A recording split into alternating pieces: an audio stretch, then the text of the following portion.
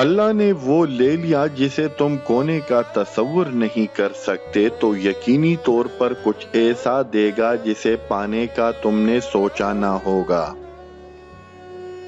میں نے پوچھا بابا جی حسد کیا ہے؟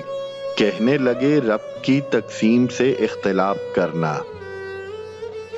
صدقہ دینے کے لیے مصیبت کا انتظار مت کرو۔ قبرستان ایسے لوگوں سے بھرے ہیں جو سمجھتے تھے کہ دنیا ان کے بغیر نہیں چل سکتی۔ میں جانتا ہوں کہ میں کچھ تو ہوں کیونکہ میرا رب کوئی بھی چیز بیکار نہیں بناتا۔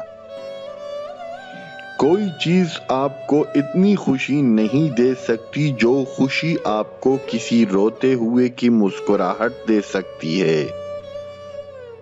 زندگی میں انسان کو ایک عادت ضرور سیکھ لینی چاہیے۔ جو چیز ہاتھ سے نکل جائے اسے بھول جانے کی عادت۔ یہ عادت بہت سے تکلیفوں سے بچاتی ہے۔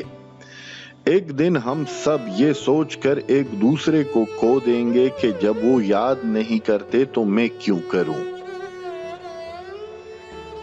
بعض اوقات ہم ان لوگوں کے ہاتھوں اپنی مذاق بنواتے ہیں جن کو ہم کمزور لمحوں میں اپنی ذات کی سچائیاں سونپ دیتے ہیں۔